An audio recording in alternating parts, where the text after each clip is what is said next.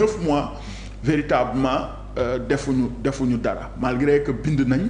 am na ay rencontres yu amoon avec suñu employeur direct le ministre de la fonction publique ñu waxtaan amoon na beneen rencontre bu amoon pour ñu gën a càmbar suñuy jafe-jafe yi bañ demee nag ba mu jox ñu un délai d'1 mois pour ñu revenir ñu fexe véritablement donc jox ñu des solutions par rapport à nos revendications malheureusement mu toog 4 à 5 mois def ko ñun nag ñu dugal préavis de grève préavis bi nag ba mu demee donc le 8 janvier lañ ko dugal vers le 7 février préavis bi jeex parce que yëglu la pour que véritablement ñu yëglu ne état bi lalul waxtaan léegi nag préavis bi dugg na su jeexee nag on risque donc de dérouler des plans d'action préavis bi jeex ñun ñu établir plan d'action boobu nag. exactement le blocus. waaw blocus bi c'est au niveau de l'état parce que ñun lu ñu waroon def à notre niveau def nañ ko c'est d'identifier les niches yu war a servir fonds commun boobu na parce que fonds commun c'est extra budgétaire maanaam lu état di jël ci gafakam. du prévoir jox la ko yow yaay fexe lijjanti ay niche yoo xam ne donc da nga koy même dugal ci gafaka état parce que ñun am na identification yu ñu def loo xam ne sax da doon rëcc état xam nga ñun fexe nañ ba état gafakam dina am donc yoo xam ne doonul woon dugg ci ay keesam xam nga loolu donc moo ñu gën a soxal moo gën a yomb liggéey donc ñun lu ñu waroon def nañ ko maintenant à travers le comité qui était mis en place n'est-ce pas pour mettre en place ces fonds parce que l'État moo waxoon ne 6 mois donc mun na liggéey pour ñu mettre en place ce fonds on est à presque 2 ans. 2 ans et demi. waaw blocus bi c'est au niveau de l'État. ñun nag ba ñu dugalee préavis mu jeex état bi réagirul ñu définir le plan d'action. mais par exemple tu as tout à l'heure rappelé que état bi fi ñëw day basé wu ci secteur peut-être primaire. pour wax c'est ay projet mais gis nañ ni. par exemple ñi nga xam ne nos nouveaux gouvernants. si tu te bases sur le référentiel. gis nañ ni alloué nañ pàcc bu am solo ci lu jëm ci secteur primaire bi. lu jëm ci wàllu napp. càmm ak mbay mi. mais lan ngeen xaar lu concret ci secteur ci li nga xam ne moom mooy secteur bi ngeen di yëngu. da ngeen ci xaar. waaw xam nga ñun luñ ci xalaat mooy véritablement déjà ñu war a doxal secteur bi il faut donc ñu nekk ci condition bu baax parce que quand même lépp lu état di mun a définir comme politique. n'est-ce pas allant dans le sens pour que secteur primaire dox ñun travailleurs yi ñun ñoo koy doxal déjà ñun comme nu ma la ko waxee depuis de 1960 à 2022 lañ doog a am notre première indemnité da nga doon gis un ingénieur des pêches wala agricole wala donc de l'élevage mun na commencer liggéey ba muy dem bay retraité après 30 ans de service du dépasser 400 000 francs de salaire xam nga loolu donc c'est ahurissant n'est-ce pas quelqu'un qui a bac+5 yow nga liggéey pendant 30 ans dépassé wu donc 400 000 francs de salaire donc déjà la première chose que l'État doit faire c'est de mettre les travailleurs dans de bonnes conditions maintenant aussi fexe lu mu prévoir pour le secteur parce que chaque fois dañuy wax ne donc alloué nañu donc budget secteur primaire te malheureusement budget boobu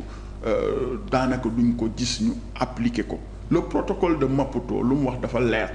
10% donc des budgets des gouvernants lañ war a def ci secteur primaire mais da ngay gis ne donc 1% sax duñ ko ci def ce qui est dommage il faut donc mécaniser le secteur parce que quand même nous sommes dans un monde n'est-ce pas de technologie il faut aussi donc emblavement des terres parce que quand même soo bëggee autosuffisance alimentaire non seulement il faut suffisamment de l'eau il faut des terres aménagées des terres emblavées. des moyens quoi. voilà effectivement xam nga saison fii des pluies au Sénégal 3 mois la xam nga te autosuffisance mënoo ko def en 3 mois. il faut alternative am. xam nga fexe donc ñuy mun a bay. noor ak nawet waaw donc véritablement loolu moom je pense que. su état donc fexe. donc def lépp lu mu war si par rapport au secteur primaire dinañ dem ba am autosuffisant si ceeb si lépp bañ a jéggaane donc les produits alimentaires. Monsieur Dramé, n'est-ce pas seen grève bi commencé na. waaw non grève bi donc démb lay autant pour moi suba la waroon a tàmbali. mais on a suspendu donc le mot d'ordre de grève démb dañoo amoon assemblée générale. ak donc la base à Diamniadio. mais partout aussi à travers donc le Sénégal parce que ñun on est partout donc def nañu assemblée générale pour véritablement donc expliquer la base par rapport ak lu xew ci diggante bi parce que quand même xam nga maa ngi doon wax ne état daf ñu bañoon a recevoir comme suñu employeur direct la fonction publique il s'est avéré que le mercredi passé ba ñu gisee ne ñun dugal nañu suñu plan d'action woote nañu. léegi nag le directeur de la fonction publique et ses collaborateurs ba ñu wootee te moom mooy le président du comité chargé de la mise en place des fonds communs du secteur primaire ba mu wootee donc ñu toog waxtaan il nous a vraiment donc assuré que l'État est dans des dispositions vraiment pour prendre en charge nos préoccupations d'ailleurs il y avait un comité boo xam ne tegoon nañ ko au niveau de la fonction au niveau de la primature dirigé par le premier ministre ñun suñuy question ñu posé sur la table jël nañ ko en compte maintenant le premier ministre va recevoir les syndicats pour que mu waxtaan ak ñun xool ce que l'État peut faire bon comme ñun wax dëgg fa yàlla ce qui nous avait motivé pour que ñu def plan d'action pour que ñu woote nañu wax nañu loo xam ne peut-être dal na xel mais quand même étant des syndicalistes nga wax dara syndicaliste après on vous prend au mot yow yaa waxoon lii te comme grève ñun musul doon suñu mbébét waxtaan moom lañ mus a jiital moo tax ñu toog depuis 10 mois ñu ngi lal waxtaan léegi nag on s'est dit en expliquant à la base que véritablement mun nañu leen may lu ñu ñaan parce que dañu waxoon ñu suspendre suñ plan d'action entre-temps aussi les acteurs nous ont reçus comme les acteurs de la pêche les industriels parce que quand même suñu grévé ñoom dootuñu defati exportation te ñoom suñu defatul exportation di dootuñu jëndati jën dafay affecter toute la chaîne de valeur parce que nit ñi suñ demee napp ji ñëw foog ñu jaay ko soo ko jaayul donc parce que aussi les pêcheurs valeur commerciable la ñu xool parce que coof munoo ko jaayee fii Sénégal lu ëpp 3000 léegi nag donc yow ñoom dañuy préférer jaay ko